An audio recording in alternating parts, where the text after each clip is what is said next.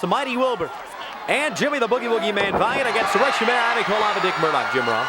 This should be a great one to start off the Jim Crockett Sr. Memorial Cup, the third annual here. Quite a difference in styles, I would say lifestyles in and out of the ring is the Boogie Man and Mighty Wilbur.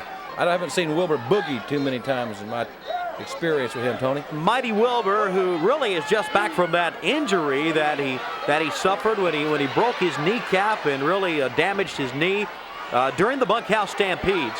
And going up against a man who really knows how to wrestle. We're talking about Dick Murdoch. You may not like him, but the man really does how to know. He's a tremendous athlete, no doubt about it. Dick Murdoch and the Russian Bear trying to put the big man, Mighty Wilbur, on his back. But that just shows you the kind of strength that he possesses. And it looks like in his layoff that he has been, he's put on a little bit of weight. He's well over that 400-pound mark. Murdoch and Ivan Koloff. Koloff back into the ring. You can hear the crowd getting with and behind the boogeyman, Jimmy Valiant here. And Valiant and Koloff, a real veteran. Three veterans of the mat world, Tony, as we can take a look at this great crowd here in Greenville, South Carolina.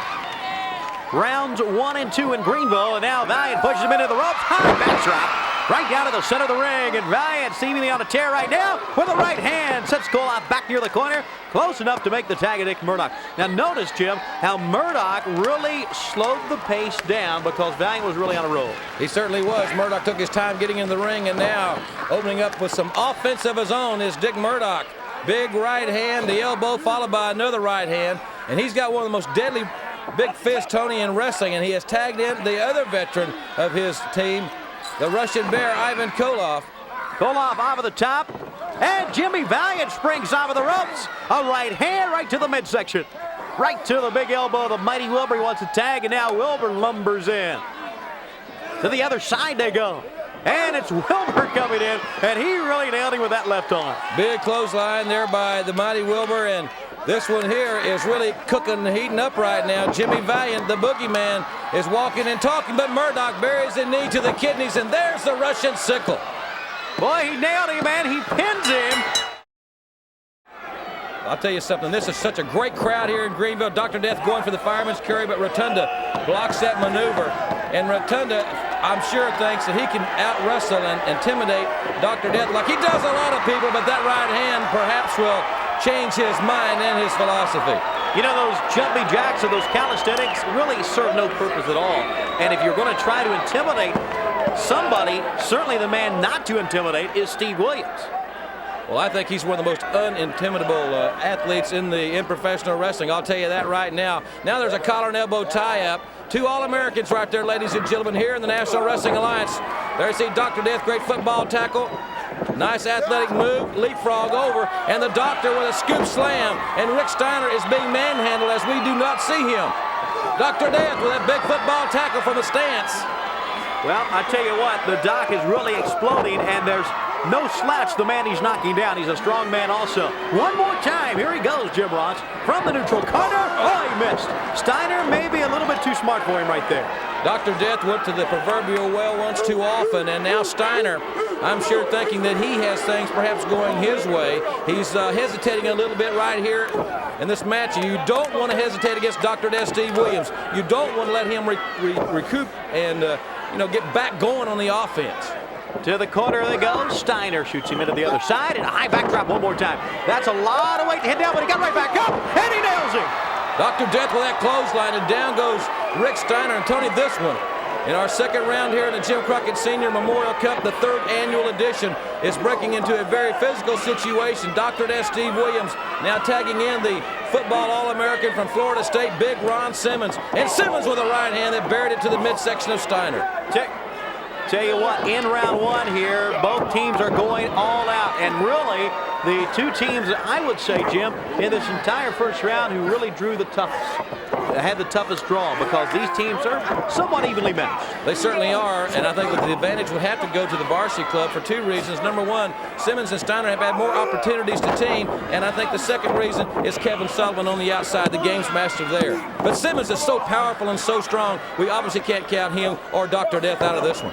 Right hand missed, and now across that time by Ron Simmons. It put Rotunda to one knee for just a moment, and now right to a side headlock. The power men on the one team, we're talking about Doc and, of course, Ron Simmons. You see the games master, Kevin Sullivan, who I know has a big event coming up against gorgeous Jimmy Garvin, the Prince of Darkness death match. There's a good shoulder tackle. Ron Simmons tries one more time. Over the top. And now to the other side.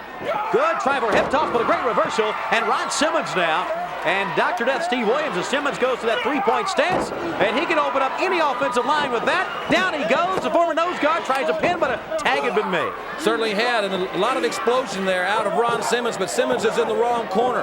Ron Simmons had showed some great offense there, and he's what unlimited potential that he possesses. But he made a tactical error there by being too close to the corner of the varsity club. And it's Randy Anderson, the referee, really getting caught in the middle of things there as he tries to push back Steve Williams. That enables Rotunda to get in the shots to the forehead. And he makes quick work of him because quickly Steiner is over to make the tag. So the double team situation works one more time. What they're going to try to do here, quite obviously, is to keep Ron Simmons into the ring as long as they can. Simmons carries about 275 pounds, and it's quite easy to see that he's in great condition. But he's a very heavily muscled individual, and those type athletes begin to tie up a little bit more as time progresses. And the type of athlete like a Mike Rotunda, let's say, can wrestle virtually all night long. And all four of them are fighting all night long right now. All four in the ring at the same time. Big right hands from Steve Williams. Out goes Ron Simmons, I think over the top that time. And now double team, but it's Steve Williams. And you saw right in the corner of your picture, I think Sullivan nailed Ron Simmons outside of the ring. He certainly did. Took advantage of him right there. And I think Simmons is still the legal man in the ring, if I'm not mistaken. And Dr. Steve Williams just hammering away at the head of Mike Rotunda. But the damage has been done outside. The games master and the referee's calling for the bell.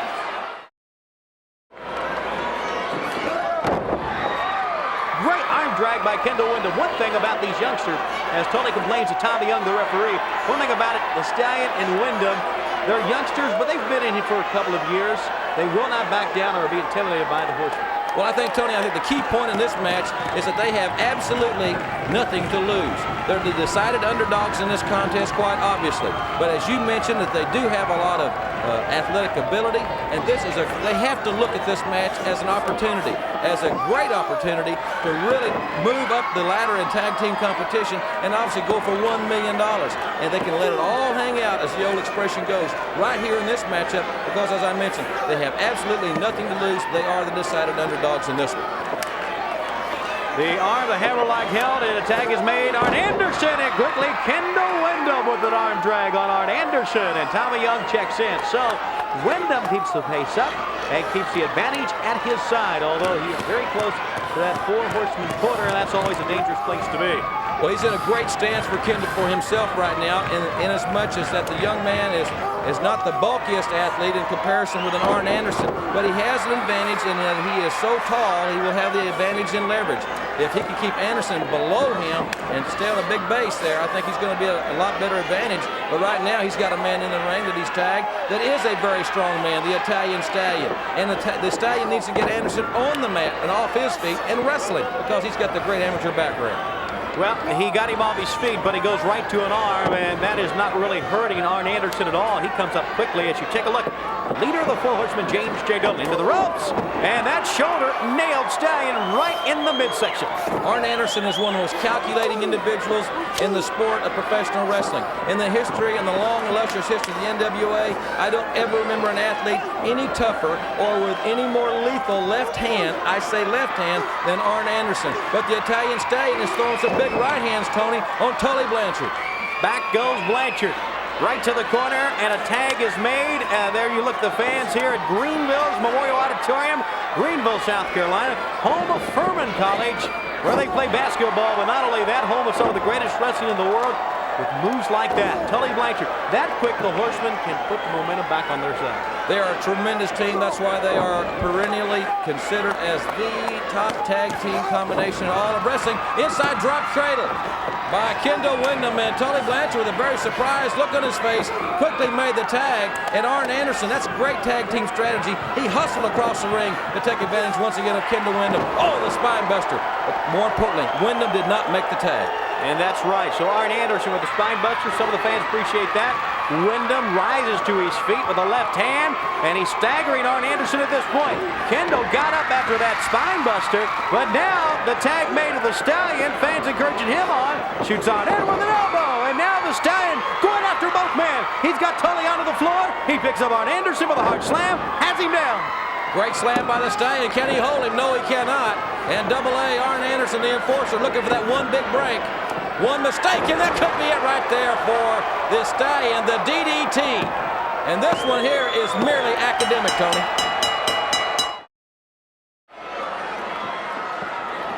As we join this one here, ladies and gentlemen, Big Road Warrior Animal taking on Pistol.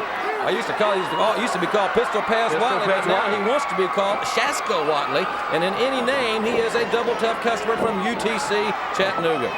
Off of the ropes goes Animal. Explodes off of the ropes with a shoulder. And now both men are in. Both men have Animal into the corner. Tiger Conway and Shaska. They're double teaming him, and Hawk there. It just moved right around the referee with Teddy Long, trying to keep a little bit of order here. But it doesn't look like the big Animal needs much help.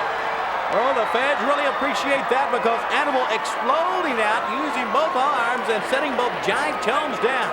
You know, one thing about it is the Road Warriors certainly one of the favorite teams, but the Jive Tones had a lot of great wins and a great winning streak leading up to this Cup tournament. They certainly have. They've come into this Cup with a lot of momentum.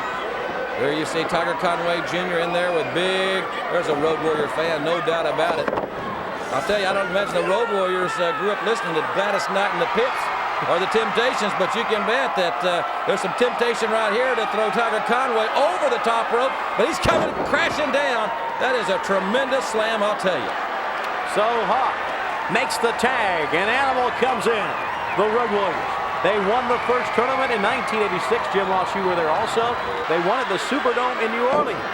And certainly one of the favorites coming in. It's their type tournament. It's offensive wrestling. If you go to a time limit draw or you're disqualified, then you're eliminated. So they are the offensive team that we know all about. Now trying to double leg sweep here. And it was Animal who really knocked them both off. Boy, I tell you what, this man is so strong. Road Warrior Animal's taking a lot of punishment, but he's made the tag. And here comes Hawk in the ring, and he will be hammering away. Hawk of the Road Warriors, the Legion of Doom. Big drop kick. It caught him right in the face, caught Shaska right in the face with that foot. Flying tackle. And this one here, the lateral press. Can he hold him down? And there's some help from your friend. Yep, that was Tiger Conway. Now all 4 men are in the ring right now. So all 4 men in the ring. Whose advantage will it be? That time, Hawk slid underneath. Hawk goes up on top. Shaska rises up himself. Here comes Hawk. Out of the top with the clothesline. The patented Road Warrior clothesline. That's the pin. The Legion of Doom advance. Al Perez, one of the finest young athletes in all of wrestling, along with a veteran and a very good, solid veteran in Larry Zbyszko as his partner. So with the right hand that time and then a forearm, it's Perez sitting down young Tommy Rogers. Perez with those slow blows right to the back of the head now, calling out for Zbyszko. Tries the high atomic drop, but Tommy Rogers caught the knee from the other side. Rogers went to the wrong side of the ring. You've got to watch your opponent at all times. And a big knee was buried into the kidney area of Tommy Rogers after a couple of great athletic moves. And there's a big right hand by Larry Zbyszko, sends Rogers for the ride. And it's a scoop slam by Zbyszko, but Rogers kicks out and into the side headlock. And he needs to make the tag to his partner as quick as he can because he's, oh, what great move, landing on his feet and a great drop kick. And quickly notice how he took a step towards his corner, and with the arm drag enables him to stand up and make the tag. Great one step back. It was subtle, but it really meant a lot in this situation. And now it's Bobby Fulton coming in. This team, but fantastic. There is no doubt one of the hottest teams ever in the NWA. Not many people come to the NWA and on national TV get secure a win like they did over the United States. That's exactly right, and I'll tell you something, the reigning United States Tag Team Champions, the Fantastics, taking on Al Perez and Larry Zbyszko here at the 3rd annual Jim Crockett Sr. Memorial Cup. This one should be a tremendous matchup, Tony, as we have seen thus far. It is really offensive. It is really fast-paced, and what a move there by Bobby Fulton, holding on the arm of Al Perez. But Perez, that's a great reversal, a great wrestling move. It certainly is. Fulton comes underneath one more time with a hammerlock and holds on tightly. And now a great move by Al Perez. Perez showing his wares here. Oh, what a move. Over the top, had his shoulders pinned for a 1 count. What a phenomenal move that was. Great belly-to-back suplex, then bridging into the pinning predicament. Bobby Fulton and Tommy Rogers know full well that for them to have any chance of earning the $1 million in this tournament, that they have to beat this team, and this is a great team. Perez and Zbyszko are just, I think they're probably one of the most unsung teams in the tournament. And a lot of that credit has to go to the managerial genius of Gary Hart. Great reversal, Tony. And look at this move, and Fulton is in big trouble now. It was a great counter move on the part of Al Perez. Thinking one step ahead, he had to make a split decision. He did, and got a backdrop out of the man coming down at the top. And now here comes a real veteran, a real great wrestler in Larry Zbyszko. He thought he should have had a pin right there. He used the shoulder breaker very expertly, and Bobby Fulton, we've seen him on many occasions. He can absorb about as much punishment for a man his size or any size that I have ever seen in this sport. But he's going to have to be very resilient here to be able to bounce back with a little bit of offense, because he needs to make the tag or he's going to be pinned. So Al Perez comes in, left hand to the midsection. Al Perez with Bobby Fulton up against the ropes. He's getting the spring himself. There's his forearm. That's his move, leading to the spinning toe hold. Larry Zbyszko nods in approval also. Let's see what he does right here. Did not go for the spinning toe hold. Hits him one more time. Makes a tag. Zbyszko comes in. So what's going to happen? A double team. Both men in. And it's a small package, or at least a tenth of one right there. Both men in. All 4 men. Has him down and has him pinned. What a victory and what a move. Teamwork by the Fantastics.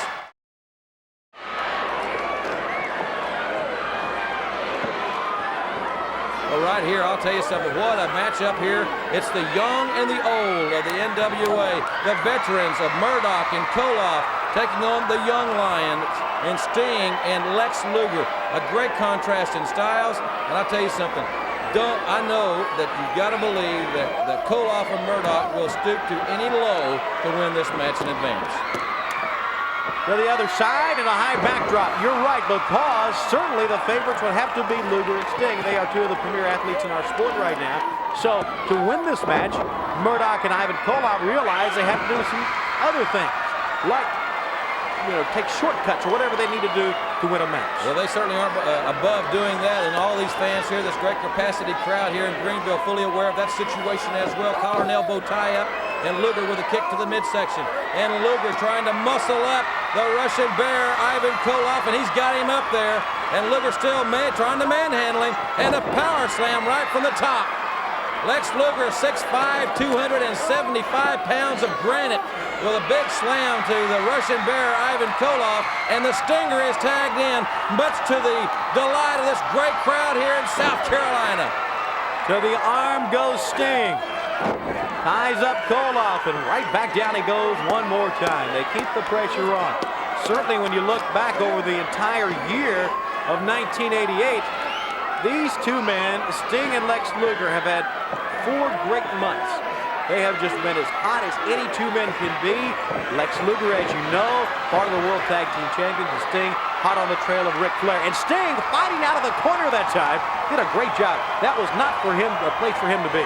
I'm sure that Murdoch, that fans very happy, much happier than Dick Murdoch and Ivan Koloff. They wanted to take that opportunity to really inflict some damage. And look at Murdoch actually use his weight right on the shoulder, bringing the arm back against its natural, obviously natural position.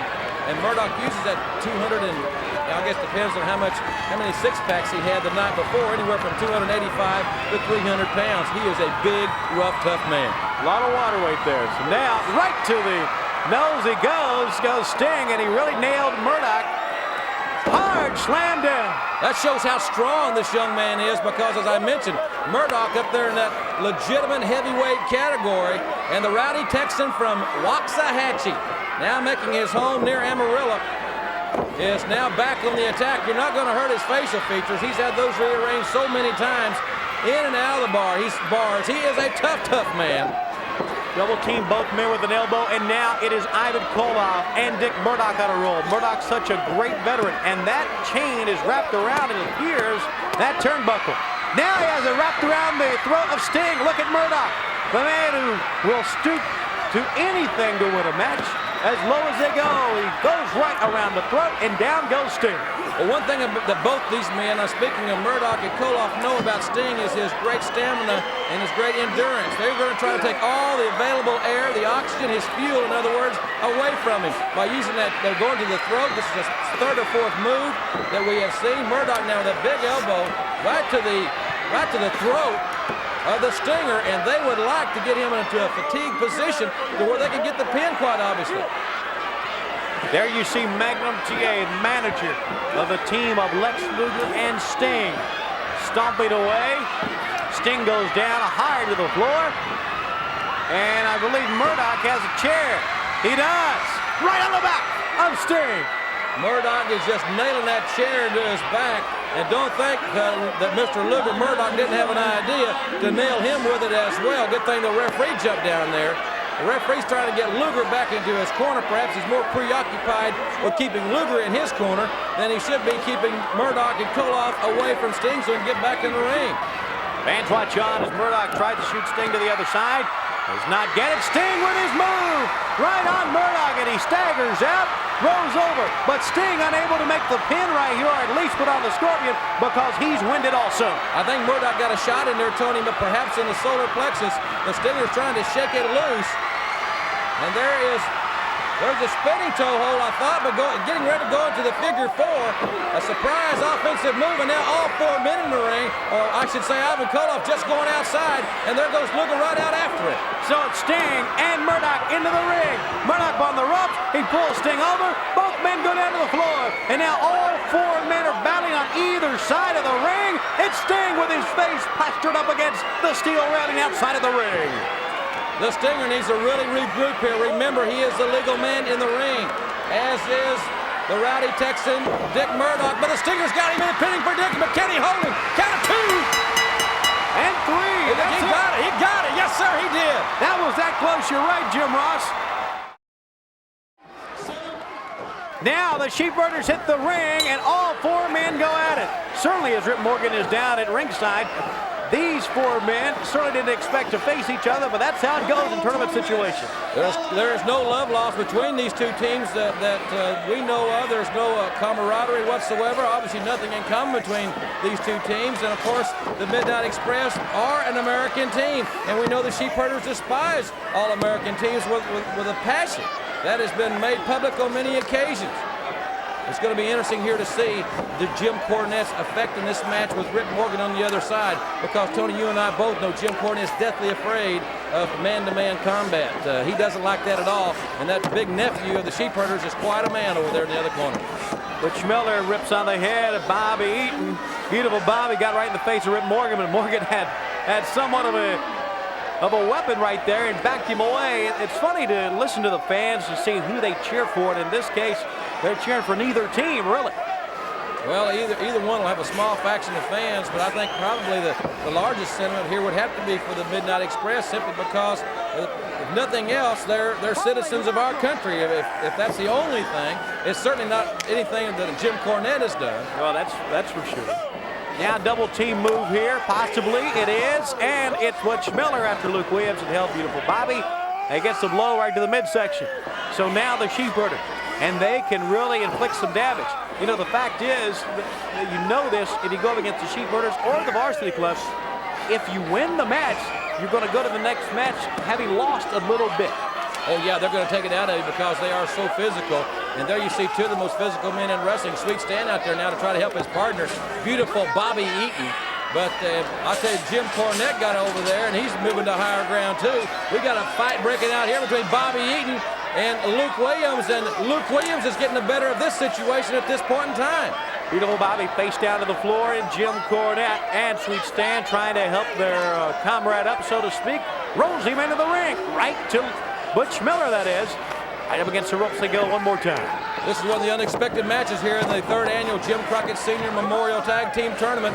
A big elbow to the face, but a quick count, and the referee was detained a little bit getting there to make the count. And now we have all four men in the ring. The winner of this match advances to Greensboro the second night. Luke Williams on the other side. Butch Miller trying to make a pin of Sweet Stan, but no Tommy Young to be found. And you know, Rip Morgan not helping matters any right now, talking to Tommy Miller. or Tommy Young, that is, maybe as beautiful Bobby nails him in the back with a tennis racket, maybe he could have got a pin there. Sweet stand with the pin. He got it. This is a Prince of Darkness death match. As you can tell, each man blindfolded during the duration of the match. One ball, 30 minutes, and anything goes.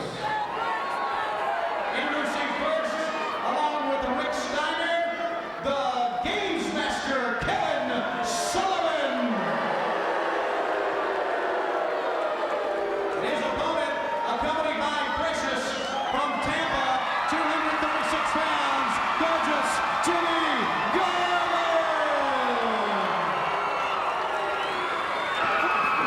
All right, ladies and gentlemen, this one here is underway, and this one, as I said, will be one of the most bizarre matches. Tony, I don't know how long we can expect this one to go because I've never seen a match like this. Neither man can see. They're going strictly by feel and by instinct. I've heard of schools for the blind having wrestling teams, amateur wrestling teams. This is a whole different ballgame. We don't have a referee there to get us in position. This is every man for himself and a very dangerous matchup. Jimmy Garvin using the fans pointing, and by the fans saying yes, no, hot or cold, whatever, or cheering, he can find out where Kevin Sullivan is. Now, we can see what's going on, but Garvin or Sullivan can, and they are very close to each other. Precious saying, turn around, Jimmy, turn around. He's right there, and there he is. They're almost touching each other. Yes! And Sullivan grabs him by the leg. Sullivan with a double leg pickup there, and now Sullivan knows exactly where he is. He knows exactly where Jimmy Garvin is, but Garvin rolls out of the way, gets away from him. Now Sullivan again, they're both at a disadvantage because neither man knows where the other is. There you see Precious and all his great fans here trying to give Jimmy a little direction, and now they hook right back up, and boy, he's hammering away. Well, the odds are you're not going to touch each other many times, so when you get the chance, you really got to make the most of it, and that's why you saw that from Jimmy Garvin. Garvin and Sullivan in the ropes. You see the referee's really not moving in to break it or anything. This match, the referee's there only to count the pinfall as far as we know. His job is very elementary. Count the fall and raise the man's hand. That's all you've got to do. There you see Steiner. I don't know. I think if I'd have been Sullivan, I might have brought Rotunda down. At least I know Rotunda graduated. I think Steiner got kicked out of school. He may have. Steiner certainly is one odd character in the sport, but you can say the same thing about Kevin Sullivan. Now, it was Steiner slapping the leg of gorgeous Jimmy Garvin, and that really crossed him up. Yeah, he obviously, it didn't hurt him, but it's confusing because you get so disoriented. These men are used to wrestling. I guess we see here what a great gift sight is, Tony, indeed, because these men they're trying to adapt, but Sullivan wants Steiner to get over there and tell him Steiner is Sullivan's eyes in this match, as is Precious and all these great fans here for gorgeous Jimmy Garvin. They're close, and it was a great timing move that time by Kevin Sullivan, who got him just about the time he walked over. So Sullivan trying to pick him up. Garvin puts him under, scoops him in. He's got him! Jimmy Garvin with that quick pin. Garvin with the inside cradle came right out of nowhere. Precious coming in to congratulate him. There you see Steiner getting the hood off of Kevin Sullivan. But in the meantime, Steiner just ran his knee into the back of Jimmy Garvin. Precious had to get out of there to save her own life. But look at Steiner, he's trying to choke the life out of gorgeous Jimmy Garvin, who still cannot see and cannot defend himself. And basically the breathing inhibited too. The mask is on and torn off momentarily. And here comes Ronnie Garvin. With the right hand. He is really cleaning house here. And now here is Mike Rotunda. So we've got 5 men in the ring. What's going on here? Look, Sullivan has got that golden spike. Rotunda handed it to him and right into the heart of Ronnie Garvin. He just rammed that spike into the chest, into the heart area of Ronnie Garvin, and Garvin is down. He is in serious trouble here. The ring is beginning. They're bringing Precious in the ring.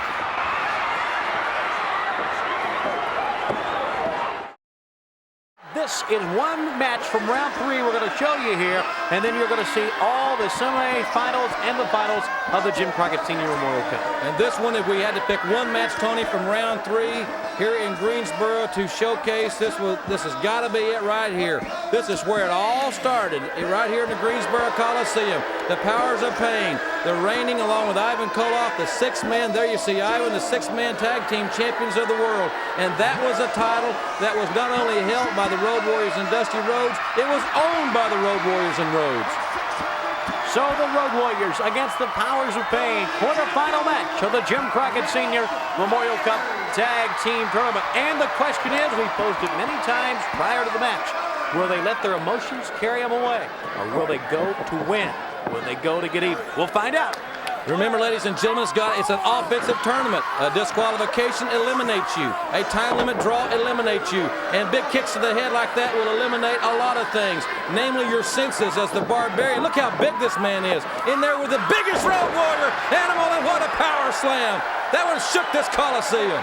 Down goes the Barbarian, and out he goes. Ivan Koloff doing a lot of coaching. He's an instrumental part of their success. And not only is Ivan Koloff there, but there you see the man dressed in black. He won the Johnny Cash Award for the man that wears the most black. There's Paul Jones. He's always wearing it. It matches his personality. Yeah, you're Tony, right. he can be a very vital part of this match before it's all said and done. Of course, on the other side of the ring, precious Paul Ellering, a very great gentleman, a great strategist with his team.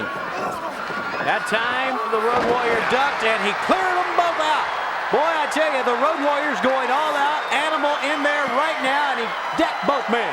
Well, I'll tell you something, that takes a tremendous amount of strength to knock two 300-pounders off their feet, and that's just what he did. Not only did he knock them off their feet, but almost out of those big black boots that they wear. And there you see Ivan Koloff.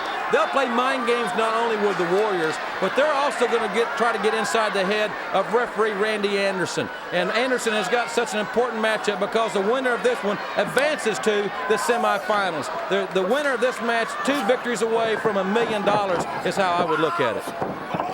Hawk right around the waist of the Barbarian, who shrugs him off. Hawk clears him out. Right over the top goes the Barbarian. Now the question is it a disqualification? Out goes the Warlord. The Road Warriors pulling out all stops. It was right here on this floor, as you mentioned, where they really almost ended the career of the Road Warriors, and the Road Warriors are just taking care of business right now. And there you see, man, right on the stairs, those big wooden stairs, those things are, look at the strength.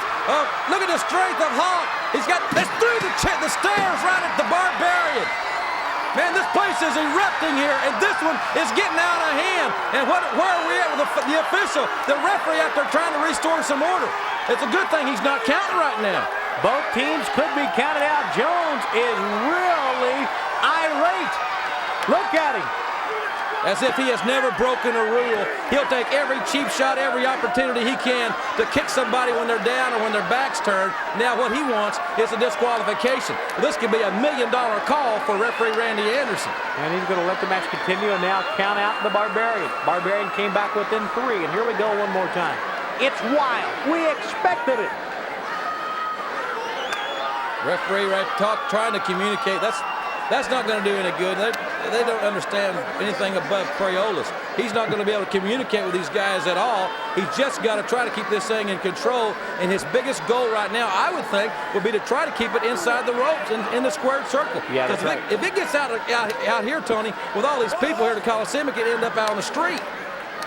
Back they go again. And a knee right to the midsection. The Hawk shoots him over, and a drop kick set down the big 300-plus man.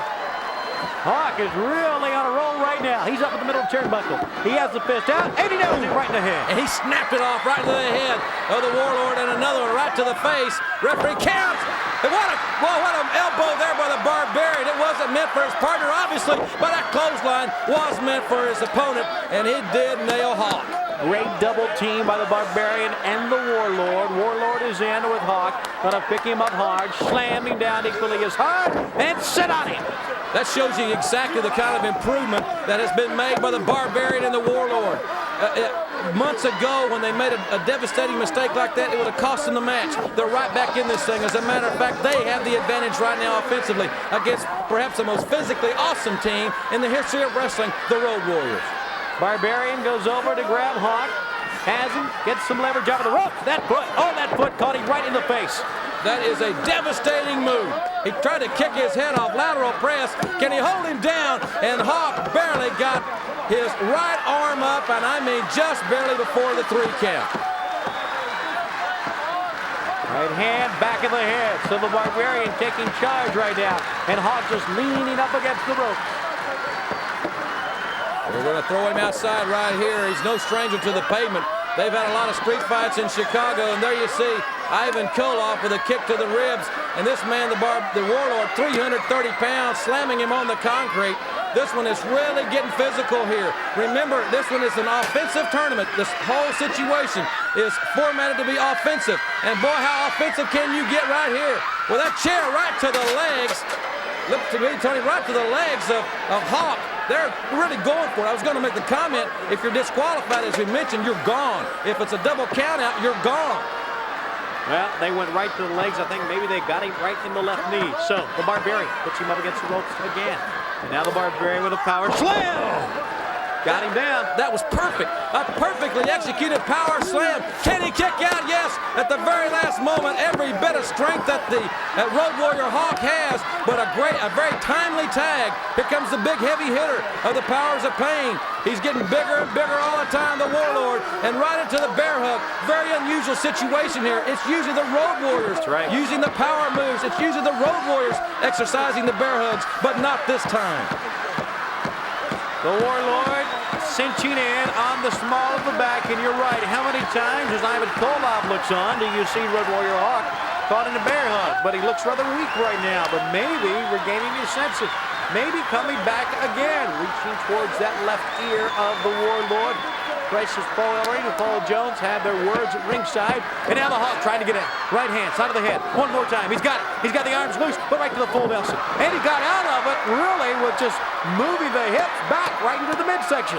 And it's a good thing that he did not allow the Warlord to lock his hands on that full Nelson. If he had it, he'd have had a heck of a time getting out of it. He used some quickness there, but this one is going to take more than quickness. You're not going to quick your way out of a bear hug. And look at what's bear hugging him. I mean, this man is massive. Compare their size right here. People are in awe of the size of the Road Warriors, but look at the Barbarian and the Warlord when you get the opportunity. These men are giants. There you see the pain on the face of Hawk of the Road Warriors. Randy Anderson checks in, still holding on, the big man. The Barbarian holding, squeezing, back to the corner, close enough, enabling them to reach out and make a tag, and now double team again. So Hawk, as big as he is, really getting shellacked here. He missed it, the Barbarian, and he collared his own man. What a clothesline! The Barbarian clotheslined his own partner, and then Hawk tried to take him out of his boots with a clothesline as well. And now Hawk needs to make the tag. The animal is well rested. This crowd senses it right here. Referee up counting, but can he make the tag? And he's reached out. Yes, he can. And here comes the Road Warrior, the big Road Warrior. Road Warrior animal is cooking here on the Barbarian. With a drop kick, down goes the Barbarian. Up one more time. What's he going to do here? He's got the power slam. Got him down. Here in round 3, the quarterfinals. The Road Warrior trying to kick it in gear. Here goes Animal with the shoulder block out of the ropes. And Animal ready for the clothesline now. Fans looking, and he missed and nailed the referee. He nailed Randy Anderson. Anderson flips right to the floor. And now the action continues in the ring as all 4 men are in, Jim Ross. And out goes the Warlord. Out goes Hawk. In the ring, the Barbarian and Road Warrior Animal. Up on the top rope is the Barbarian. He missed, coming off with a headbutt. And both Road Warriors there in the ring. This one here is really breaking down. Ivan Koloff just got punched. Big double clothesline there. They're there for a pinning predicament. There's referee Teddy Long. Where's referee Randy Anderson? He just counted a pinfall right here. The Road Warriors with a victory. Well, the Road Warriors have won the match. Randy Anderson not in anywhere, so the standby referee came in to make the count. But there's Randy Anderson grabbing on the pants leg of Teddy Long. Anderson is shaking his head. Let's see exactly what situation we have here. He's talking. Teddy Long, what's he doing? Teddy Long is going over. He's going over, and he has the arm of the Powers of Pain. This is a special challenge match, a bull rope match. Anything goes to a finish. Introducing in the corner to my right, from Atlantic City, New Jersey, weighing at 240 pounds, manager of the 4 Horsemen, James J. Dillon. His opponent from Diablo Canyon, weighing in 280 pounds, the mysterious Midnight Rider. Fans, your referee, Tommy Young. All right, the introductions have been complete, and this one here is going to be one of the most bizarre matches ever. It's the Texas Bull Rope match, and these matches, Tony, as you well know, and these fans here are going to soon see, one of the most physical matchups. There's James J. Dillon. I don't know what he's doing there. He's throwing some powder right into the face of the Midnight Rider, and he's supposed to be having his arm on the other end of that rope. Both men now attached to the ends of the bull rope, and James J. Dillon using that big old cowbell on the face of the Midnight Rider. Right onto the face it goes. You're right, Jim Ross, and the object is to beat your man down, not to necessarily drag him around the ring like you would in an Indian strap match or a Russian chain match, but to pin the man. So you got to beat him down with the rope or with the cowbell, much like James J. Dillon is doing right now, and then pin the man. And James J. Dillon is taking the advantage. And I tell you what, you may not like the tactic, but that certainly was a smart opening for the leader of the Four Horsemen. It certainly was, and as this situation has unfolded, if the Midnight Rider is indeed the American Dream, Dusty Rhodes, and in this match that James J. Dillon can take that mask off and reveal that it is the American Dream, then Rhodes is going to be suspended for 1 year. Now, that's a tall order for anybody, whether it's the Dusty Rhodes or not. But right now, a big elbow to the head of James J. Dillon. There's a lot of, a low blow, a blatant low blow from that heavy cowbell, and the Midnight Rider is in trouble. Now he's going toward the mask. Remember, if the mask comes off, and that is Dusty Rhodes, then Dusty Rhodes would be suspended for 1 year. And he's really got the mask on, but the Rider gets his own low blow in, and that ends that flurry. Well, the Rider is not a scientific wrestler. He has made that comment on many occasions. He's an outlaw. He's a bad man. He's not going to come in and go behind you with some fireman carry takeovers. He's going to work on you, and he's going to beat you up. That's what he's here for. And James J. Dillon just found out how it is, and that cowbell just wrapped James J. right on the face. I mean, right on the face. So the Midnight Rider going after Dillon one more time. Got him in the side of the head, you see, also in the face. And now grabs him by the hair. And now it appears, yes, he's going to dig the edge of that cow. Oh, right across the top. That cowbell, that metal cowbell, anybody that's ever been to a rodeo has seen this type of this bull rope around those 2,000-pound Brahma bulls. And that bell, a very heavy bell, I'll tell you that right now. And Dillon, the Midnight Rider, is using it just like a straight razor or something. He's blasting him in the head with it. Lacerating Dillon in the forehead, rearing back and conking him on the head one more time. Dillon, not much left to him. Let's see, the Rider doesn't want to pin him, does he? He wants to inflict more pain for this tremendous crowd there. There you see James J. Dillon. He looks like he's been in a bad car accident out on the interstate somewhere. But enough is not enough as far as the Midnight Rider is concerned. He's going to get him set just right. Oh, right to the head. And James J. Dillon has never, I'm sure, in his entire career, as several of the great photographers, George Napolitano and Bill Apter, along with Jimmy Suzuki, photographers from all over America, and all over the world for that matter, here covering this great event, as the Midnight Rider once again, enough is not enough, and he has made that statement. How much more can JJ take here, Tony? Oh man, this one is getting rough. After the lacerations, you got now a little bit of a rope burn on top of those cuts. You're right, it's rough. Here comes cowbell again. That's right, the small of the back, right around the kidneys. He is really punishing James J. Dillon right now. Punishment. Oh, he's got the herky-jerky. Dillon is hurting from the tips of his boots into the top of his bloody head right now. And the Midnight Rider with those stinging left hands. I've seen another guy do that a time or two, Tony. I can't think quite who it is, but there's a big, he's not got him quite right. Look at JJ. And the only thing holding him up is imagination. That's right. And down it goes. I tell you, I thought the Rider was going to deliver some kind of flip-flop and fly. Flip-flop and fly is what it looked like. But what JJ got was that cowbell right to the face.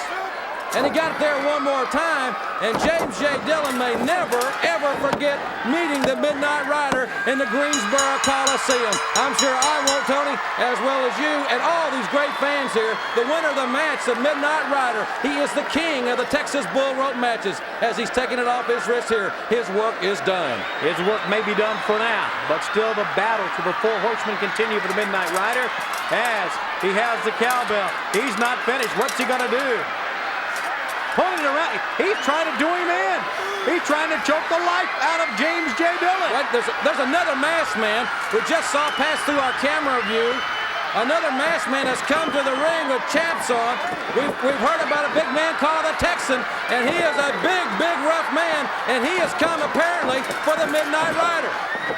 A big masked man has appeared, stomping on the head of the Midnight Rider. And momentarily it appeared the Rider wanted to choke the life out of James J. Dillon. Now it's the Rider on the receiving end of all of this. And I would think that the big, tall Texan, if that is his name, will try to get the mask off. It's amazing how much. There's Dr. Death Steve Williams, the big animal from the University of Oklahoma's in there. But he was double teamed there. That cowbell takes his toll on Dr. Death as well. J.J. Dillon going back to the Midnight Rider, and it's the Texan with a cowbell right to the face of Steve Dr. Death Williams. And this crowd is getting very apprehensive here. What a big man that is, Tony. It really is. Working on Steve Williams, has the cowbell, has it held up, and now right on top of the head, the Midnight Rider in the background trying to come up as Dillon was trying to get the mask off. Still, he's trying again, but still the attention now of the big Texan is right on Steve Williams. The Texan came down to take care of the Midnight Rider, but Dr. Death intervened, and now it's the Midnight Rider getting his possession of his weapon back.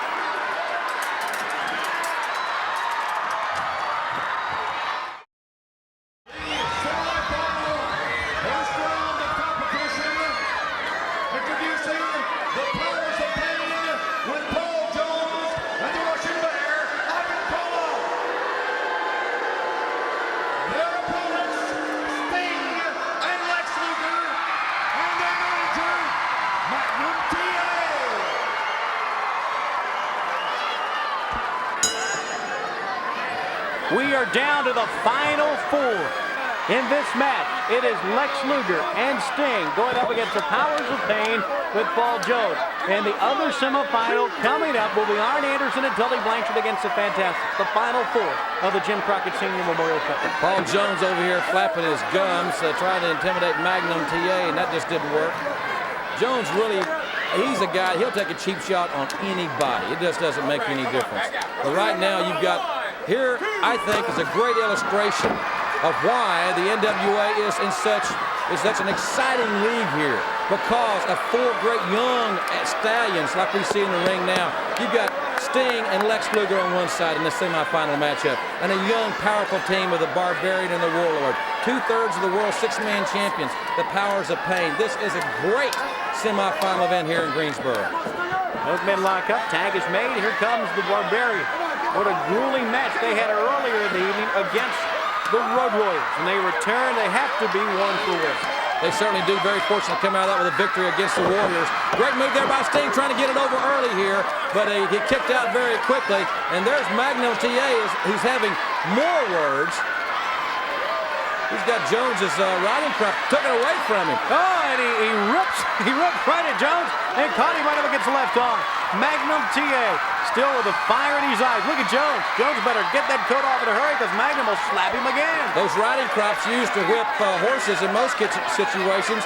I suppose we could say this time it could be used to whip a jackass or perhaps something even worse. But Paul Jones being called a lot of things here at ringside, as a matter of fact. And Magnum TA still got that great fire. He is a tremendous athlete. He really is. And now we get back to what's going on in the ring. And I know the fans watching also, because the Barbarian now wants to go at a test of power with Sting. Sting's not as massive as the Barbarian, but he'll hold his own right here. Watch it. Well, both men in tremendous condition, but the Barbarian is a little taller and obviously has more bulk. obviously he's got tremendous strength in his forearms and his hands, but the Stinger trying to fight with everything he's got. He's coming right back up. Look at these two great athletes. The NWA has just got so many great young lions, and I think the great future of the National Wrestling Alliance, even though it's been around longer than any other organization, the greatest part of the NWA is still yet to come with a young foundation like Sting and Lex Luger and many others. For the second time, Sting trying to come back in this power situation here. He's up the last time he took a boot to the midsection. He's up again. He's got the Barbarian back up against the ropes. Use the feet, flips him out, and Sting is right on top now. Sting with a drop kick. Sets the Barbarian back. He goes to the ropes, and he's hooked right onto the ropes. Stinger used his quickness and his flying ability to get out of that situation, and get out of it he did. The Barbarian going all the way out to the concrete. Magnum TA standing his ground right there. And the Barbarian not obviously very happy as to what has transpired here. But what happened is that the Stinger just out-quicked him. Look at the Barbarian. Look at that back and the lats. Is he powerful or what? What a massive man. He is indeed a tremendous, tremendous man. And it's scary to think how good this team can be when they get more seasoned, when they get more experience. They're the reigning six-man tag team champions of the world now. I think that we still will see them get much, much better in days to come. And the total package is in there. That was a great move by him to put the Barbarian on his back. And look at the strength of Luger.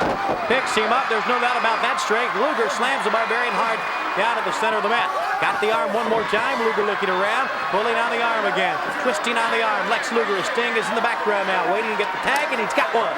Teddy Long says, come on in, and Sting comes in. And now great teamwork as fans watch out here in Greensboro. This right here, I'll tell you something, they've got the situation now to where Sting and Luger are controlling the pace, and as far as their fans are concerned, I'm sure that is perhaps a good omen, because you want to control the pace. Oh my God, what a power slam. He took him 360. The Stinger has never been slammed like that. Here comes the Barbarian turning. He's trying to get his timing right. Sting turns around. The big boot. And it's sending him right over the top, right down to the floor. That nailed him right in the jaw. The Stinger he got slammed, I mean, unmercifully, then right over, as Tony described, over the top of that clothesline. And this young man, as we know, is so charismatic. He is such a tremendous athlete. A lot of concern on the young ladies' faces here for the Stinger. He won't quit, but how much more can he take? A normal human would have been still laying out on the concrete. But he is not one of those. He is a prime athlete, one of the top stars in this sport, and he has to come back again. Up with him and down hard, the Warlord. The Warlord to the ropes, mat, and he missed. Sting out of the way, and what great ring presence. Got up quickly on his knees and got the Luger, who's in hard with the right hand. He has the Warlord to the other side, and Luger with an elbow. Right square on the chest of the Warlord, and now goes up to the Barbarian as he is 2-on-1, or actually 1-on-2. He's certainly the aggressor right now. Shows you what happens when you make one mistake, as these fans here in Greensboro look on with great anticipation in this semifinal match. The winner of this match will go for $1 million right here in the Greensboro Coliseum. Boy, look at the strength here. And Sting with a drop kick. Luger on top. Count 1, 2, and 3. Luger and Sting have won this one. And they go to the finals, Jim Ross.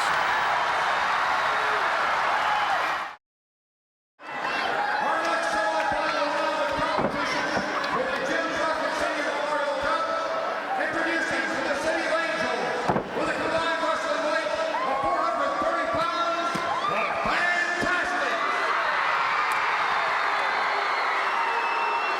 Their opponents, the newly crowned World's Tag Team Champions, two of the dreaded four horsemen. First, from the state of Minnesota, weighing in tonight at 250 pounds, the Enforcer, Arn Anderson. His team partner, from San Antonio, Texas, weighing in 235 pounds, Tully Blanchard.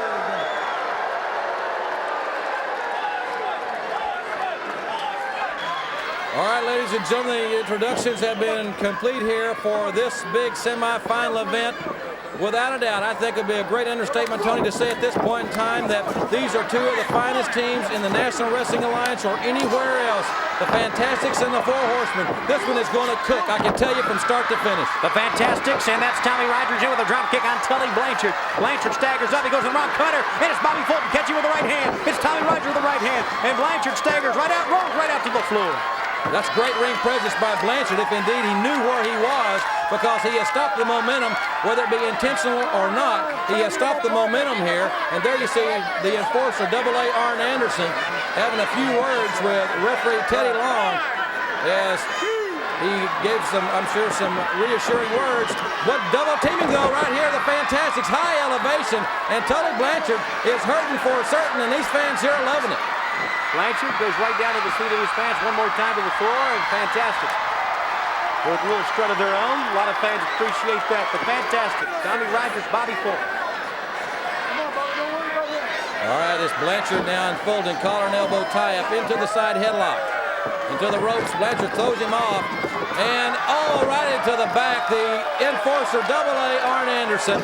He has just nailed Bobby Fulton in the kidney area with that big knee, and Blanchard very quick to take over. And they won't work on the legs here or the arms. They're going to go to work on the back, you've got to believe, of Bobby Fulton. Senty man back first, right to the turnbuckle. You're right.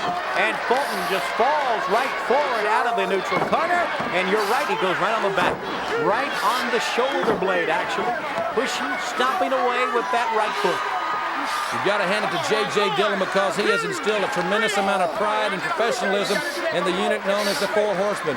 And with the great natural athletic ability of Arn Anderson and Tully Blanchard, and their very, very hard athletic work ethic, they have made themselves into one of the greatest teams ever in the NWA. They're not going to make many mistakes right here. That's Bobby Fulton trying for the pin, but he's not going to get it there. He is in the wrong corner, and Arn Anderson had already tagged Tully Blanchard. That's right, the tag had already been made, and out goes Fulton to the floor. Dillon looking innocent as he can look, which is not too innocent. And down goes Tully Blanchard after Bobby Fulton, and puts him back first, right to the apron of the ring, and that is the most solid part, with the exception of the post, of that ring apron. You're right, and I'll tell you something, a lot of damage can be done internally in a situation like this, running the lower back. A lot of damage can be done. A lot of people have problems with their lower back. And I'll tell you, it's a very sensitive area. And right now, oh man, what a clothesline here on the concrete floor. And Bobby Fulton, remember, a count out's as good as a pin here, Tony. He can be counted out right here. He's a long way from the ring, and he is in trouble. And that's why, number one, Arn Anderson did what he did, and number two, why Tommy Rogers wants to get his man back to the ring, reminding him in this situation, get back in there, we've got to win this match. We can't go with the count out. 1, 2, Teddy Long starts his count. He rolls back in, but right to the hands, Tully Blanchard with a knee. Blanchard sets him back, and with an elbow, he sends him out again. Look at him, Jim Ross, kicking and pushing on Fulton. Fulton comes with a shoulder, goes over the top for a sunset flip. Had a tag been made? No, it had not, a 2 count, and Blanchard got out of it. I thought the tag was made, but obviously it was not. The tag has now been made. In any event, Fulton is in big trouble here. AA Arn Anderson with that double axe handle right to the back of Bobby Fulton, and the left hand. Fulton's fighting back. That big hand, right hand found a home there. He's kicking Arn Anderson away from him. Fulton fighting with everything he's got, trying to get to his corner, but Anderson is between Rogers and Fulton. He just, what a cheap shot there, and now front face lock back to the corner, and he's made the tag once again. Great teamwork by the Horsemen. And great presence by Arn Anderson. He cleared out Rogers. No chance of a tag that time. If Fulton wanted to get out, he dragged the man back to the ring. So it's great teamwork by both men. That's why they are the World Tag Team Champions. Winning it, Barry Windham and Lex Luger. Well, in effect, was really winning it from only one man, because it was Luger by himself right there at the end. That's another story. Right now, these men are going for $1 million and a chance to meet Lex Luger and Sting in the championship of the Jim Crockett Sr. Memorial Cup Tournament. I remember the first Jim Crockett Sr. Memorial Cup, Tony, in the Superdome in New Orleans. One of the most brutal matches that I have ever witnessed was between the Sheepherders and the Fantastics. It was a great matchup, but both teams were eliminated and did not get the opportunity to go for $1 million. And right here, it looks like the Fantastics are going to be denied one more time, because I just don't see how Bobby Fulton can regroup after all the punishment that he has sustained against another team, perhaps, but not the Four Horsemen. Pulling right on the chin now, as you see Blanchard cinching in on Bobby Fulton, who's trying to get up. Can Fulton and Rogers rebound after this beating they've been taking? Well, it's been all Horsemen right now, where the Horsemen are masters. Grabbing by the hair and yanking him down to the mat again. A warning from Teddy Long. He'll do it one more time. You're talking about pain in the top of the head. That will really register. And then he kicked him right in the face. Fulton, you got to give it to Fulton. Hey, these guys are great athletes. They have such fighting hearts, and I really believe it's because one of the things that you got to attribute it to is because they get such tremendous support from all the fans, wherever it may be, around this great land of ours. The Fantastics have always got the support of the fans. Whoa, what a move there by Fulton. He needs to turn over and make the tag. Find your corner and make the tag. Can he do it? You see Tommy Rogers encouraging his man over. He made the tag. Rogers got in with a fist, and now both feet are in, and he's going right after a man who tagged in, Tully Blanchard. To the ropes he goes, and high backdrop, and a drop kick on Arn Anderson. And Tommy Rogers taking on both men. Both Fantastics are in right now, as well as both Horsemen. This one here is really cooking up now. Remember, it's going to be Rogers and Anderson, I think, or excuse me, Blanchard, the legal men in the ring, I think. If I'm not mistaken, this one here is getting really close to getting out of hand. Double A, Arn Anderson goes to the ropes. Double drop kick by the Fantastics. And they're going to go up, it looks like, for the rocket launcher, but I don't think Anderson's the legal man in the ring. I think you're right. The rocket launcher, a warning from Teddy Long. Yep, he's going to go and count the pin. 2, and a save by Blanchard. And he barely made the save, or that would have been it. The referee's hand was coming down right there, and Tully Blanchard intervened. But there you see Arn Anderson with the shoe. It looked like the shoe from J.J. Dillon. He nailed him right in the face with it, and this one is basically a miscarriage of justice right here. J.J. Dillon was a deciding factor in this one.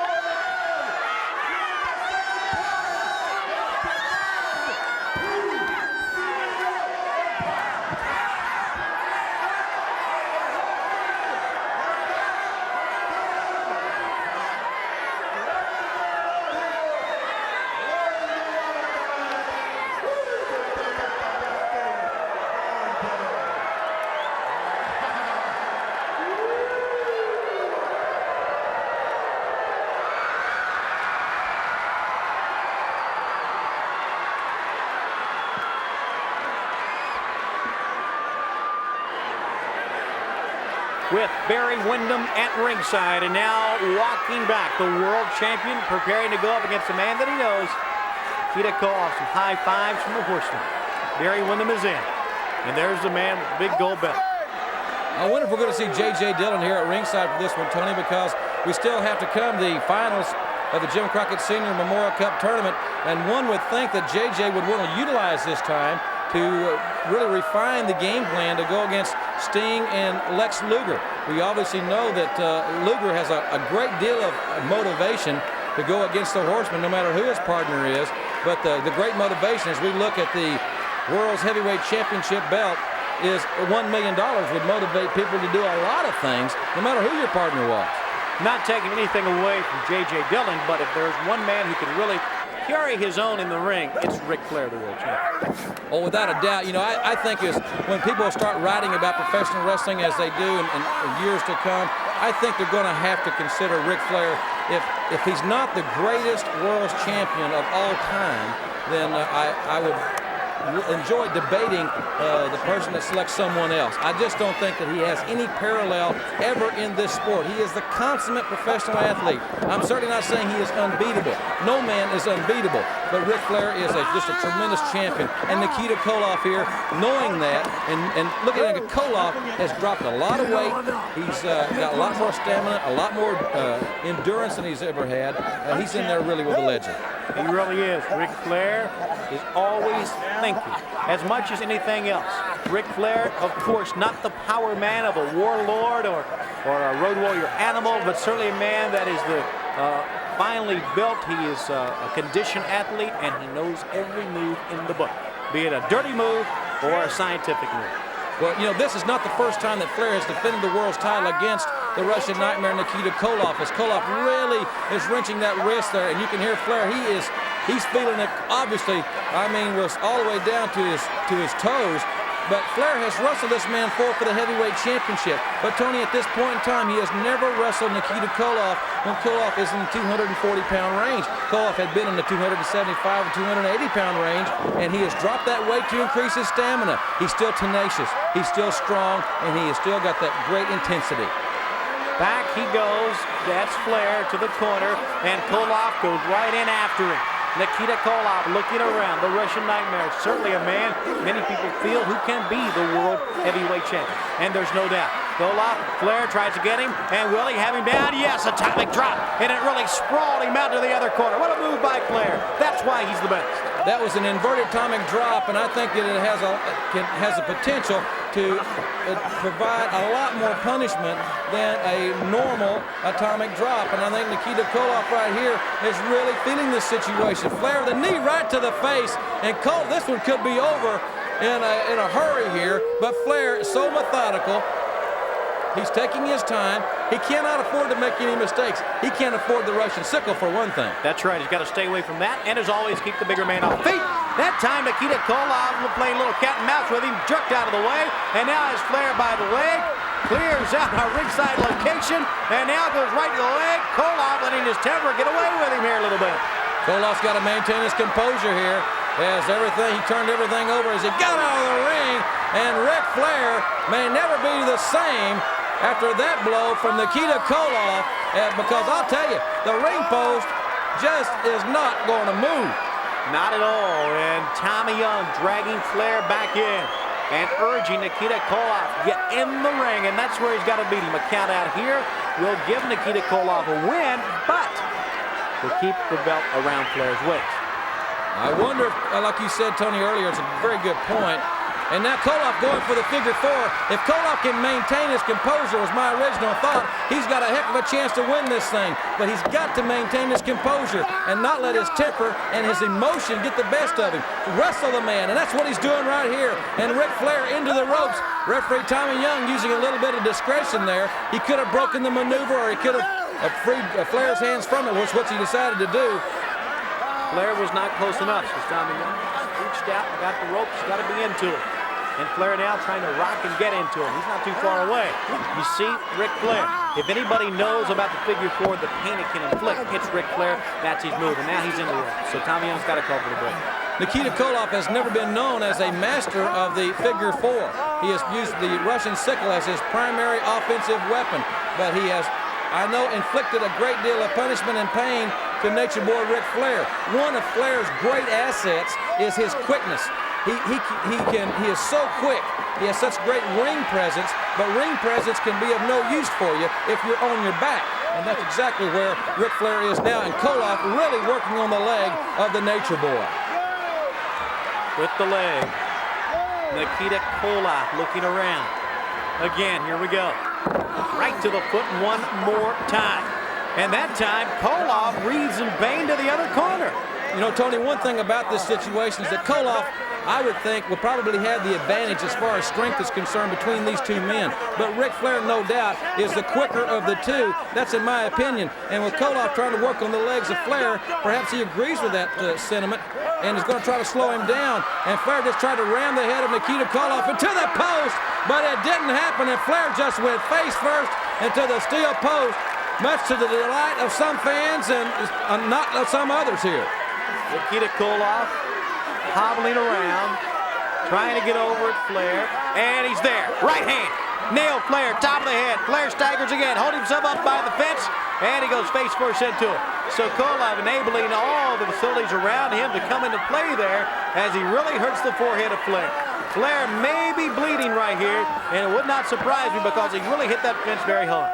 He hit the post extremely hard, no doubt about it, and Ric Flair with the heavyweight championship of the world hanging in the balance here at the Greensboro Coliseum. It was here that Sting took the heavyweight champion to the limit on national television on Superstation TBS, and right here Nikita Koloff with those big right hands hammering away at the heavyweight champion of the world. Oh, Flair goes in the turnbuckle up and almost over and outside the ring, and Ric Flair up with a vengeance, but it's really not affecting the Russian. Boy, those are dusting right off of him. Flair drops down, and now Koloff, right move here. That forehead is lacerated, so he goes right at him. A warning from Tommy Young. He jumps up quickly, and Koloff stalks his man. May have hurt his hand right there. He really hammered on him right there, and Flair now losing a lot of blood here, and he may lose more than that before this one's said and done, Tony. The heavyweight championship of the world, and to my knowledge, a Russian has never held the NWA World's Heavyweight title. And it would be a first for a man from his country. You're right. A Russian has never held the title, but Ric Flair has over the largest portion of the 1980s. He first won the title in Kansas City against the American Dream, Dusty Rhodes, and he's held it most of the 1980s since then. Nikita Koloff, for some reason, his emotion getting away from him, shoved his hand in the face of Tommy Young, and it may have poked Young in the eye. It was no doubt that Flair, and who just threw Koloff over the top rope, but Koloff came right back in under the bottom rope. I don't understand Nikita's why he did that. His emotion is really running high here. Well, it's the big shot. He knows that. And he comes up with the sickle off of the middle turnbuckle. Tommy Young just trying to get his eyesight back, but Nikita Koloff can make a pin. There's no referee home. Finally, he's here, and a 2 count, and a 3. He could have pinned him, but you're right. The emotions of Nikita Koloff eventually led to that 2 count. The referee is still having problems with his eyesight here, and he was apparently poked in the eye inadvertently by Nikita Koloff, and that move really slowed the count. But right now, Koloff has got to keep on the attack.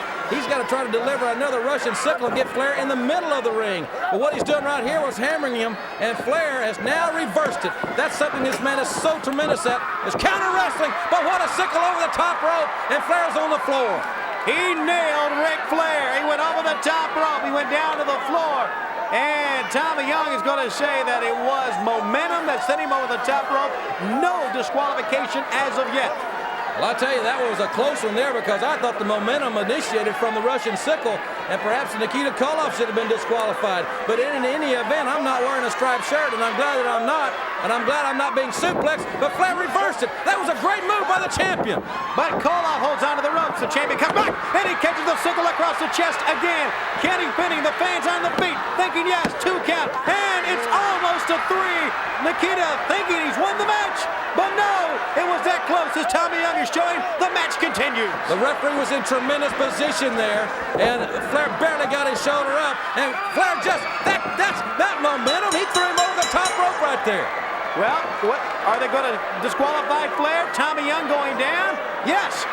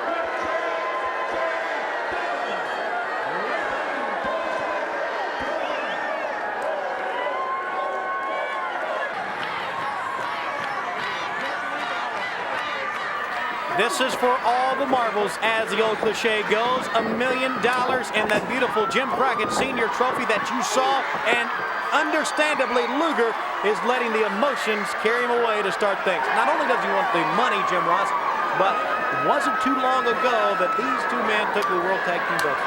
Exactly right, with the help of their newest buddy, the newest Horseman, Barry Windham.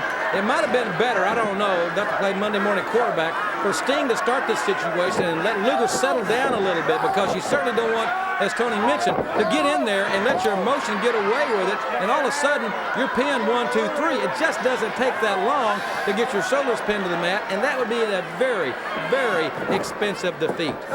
Easily it could happen, and it could happen quickly, but Luger with the side headlock on Arn Anderson. Well, it's been a great tournament. 2 days, a long tournament, but 4 men have survived 2 teams. The #1 seed, Arn Anderson and Tully Blanchard. And I guess in many ways, I know Windham and Luger coming in with the #6 seed, and Sting and Ronnie Garvin were the #8 seed. So a combination of the 6 and 8 seeds in the finals against the #1 seed. Well, one thing about this, Tony, when Magnum TA was coming out, I was thinking of the first Jim Crockett Sr. Memorial Cup, as we mentioned earlier, which of course took place in the magnificent Superdome in New Orleans, Louisiana. Magnum TA was in the finals of that one too, with Ronnie Garvin against the Road Warriors. So Magnum makes his second appearance in the finals. Of course, we would obviously love to see him in there with those tights on, but that day will come, no doubt. And Magnum TA right here with Luger with a great drop kick, and Luger's adding to his offensive repertoire. And I don't know where he's going, but this could be a very expensive walk. It really could. Arn Anderson, obviously, with a couple of drop kicks to the noggin, has really jarred his brain around, because he's up to a 4 count, and he better get back in. He doesn't want to go to the dressing room. Too much is on the line. If you get counted out, sure, in a situation where the title's on the line, you can hold on to him. But here you get counted out, and it's bye-bye all the money. Well, see, he tagged him on the outside, and that's illegal. The referee should not allow that tag. But let me tell you what it's done here. It's broken the count. Technically, the official should have kept counting, and if he would have, it would have resulted in a count out for Arn Anderson and Tully Blanchard.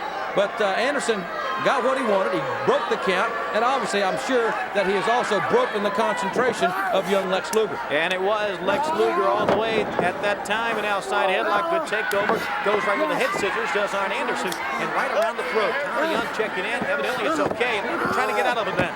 Luger on all fours, trying to pull out as Arn Anderson tries to cinch in. And now he maybe saying something to his partner Tully as he tries to ease his way over to his goal. Well, what he's doing right there, Tony, too, is Luger's face is on that canvas, and he's just raking it on there. That's like sandpaper, but Luger gets right up and scoop slam Tully Blanchard into the wrist lock. He was trying to drag Luger's face around that canvas, and now Luger has made the tag. Here comes the Stinger in. And I'll tell you something, these young guys, of course, this is the biggest match of their life, going for $1 million. The Horsemen have never won this tournament, and that has surprised me, to be very honest with you, the last couple of years. It was last year that Tully Blanchard and Lex Luger as a team went to the championship of the Crockett Cup, losing to the superpowers, Dusty Rhodes and Nikita Koloff. Dusty Rhodes, of course, suspension. He's not in the tournament. And Nikita Koloff just wrestled Ric Flair, and what a match that was. But now, men who have been there before, like Blanchard, like Luger, like Magnum TA, all in this championship of the Crockett Cup. Look at this great strength. He military pressed Tully Blanchard and then slammed him. That was a gorilla slam, no doubt. And Tully Blanchard had that one coming. He was backhanded by Magnum TA. And now Arn Anderson with a right hand from the Stinger. And this one is really getting hot here. It's for $1 million of finals, and it is cooking here in Greensboro. All 4 men are in it momentarily now. Arn Anderson out, Lex Luger out. Sting kicks him, backs about 5 steps, tries to go to the tag, but thinks better of it. Grabs Arn Anderson. Now he's calling Luger in, waving with his right hand. Luger comes in, holding, twisting on the arm. Anderson falls down to one knee, and now flat down he goes. They're learning a few tricks too, Tony, because there was no tag there. Luger is in there illegally at this point in time.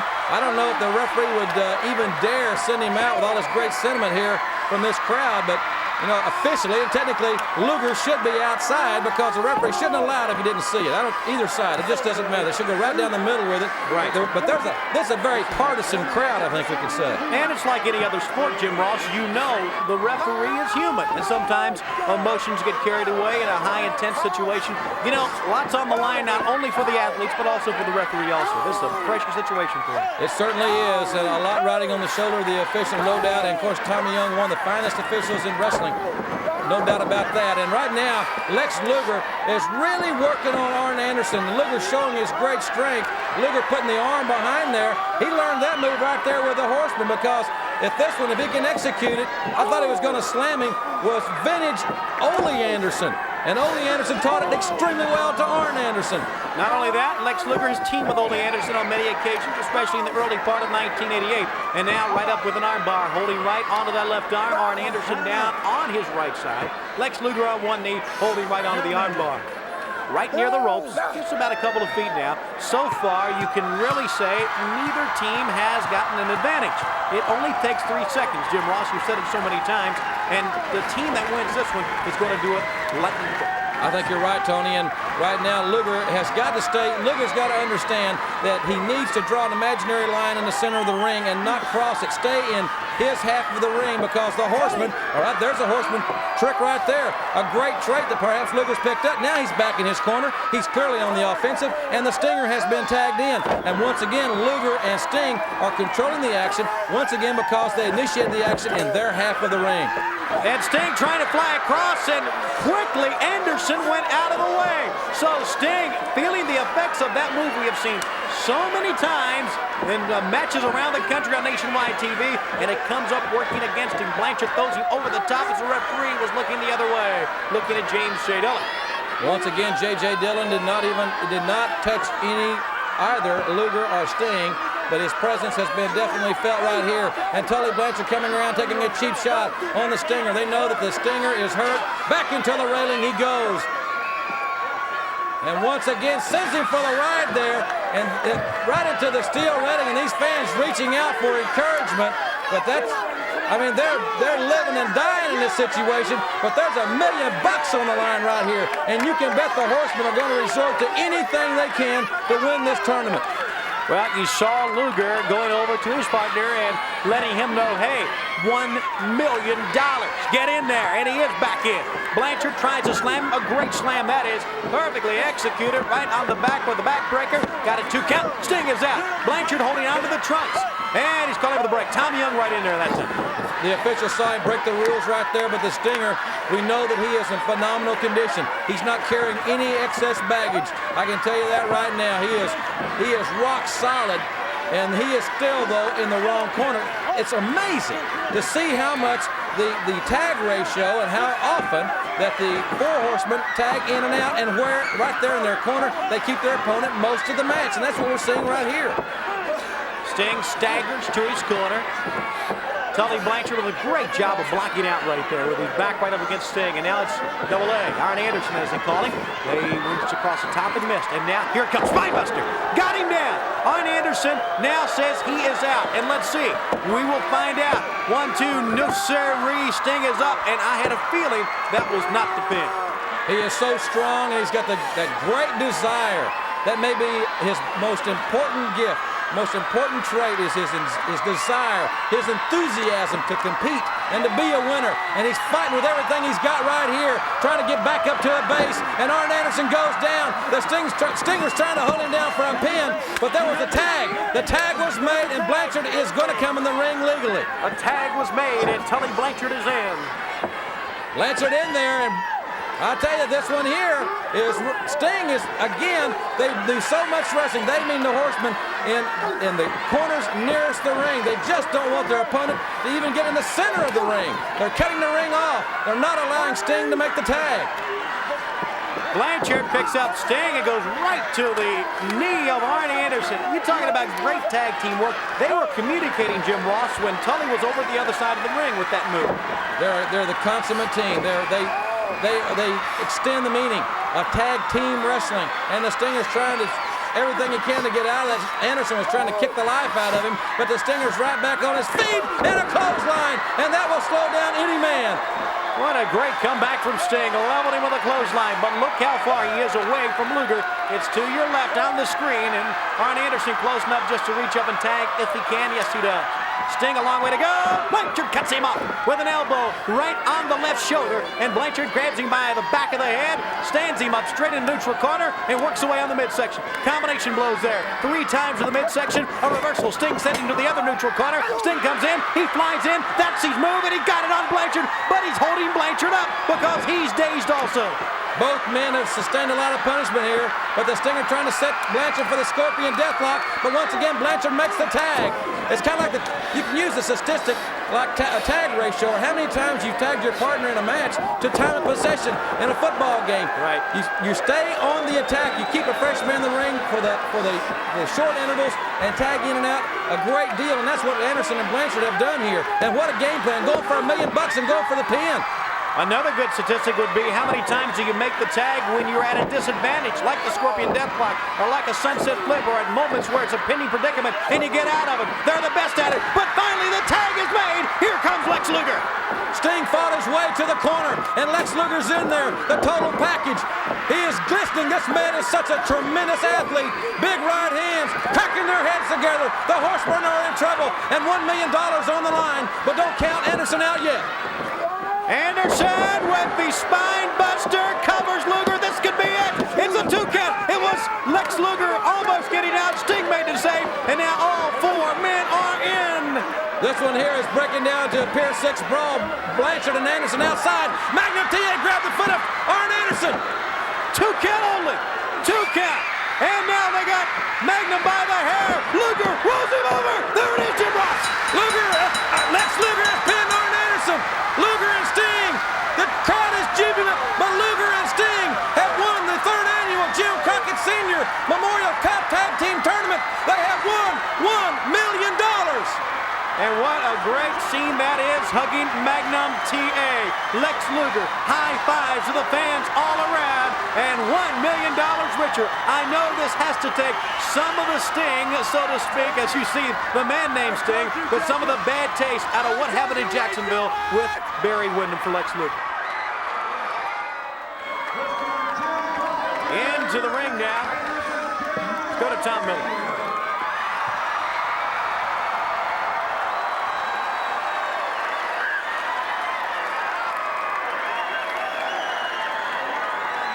Mrs. Elizabeth Crockett and her son, Mr. Jim Crockett Jr., president of Jim Crockett Promotions. The 3rd straight year that proud lady has been in the center of the ring with 2 champions, Jim Ross.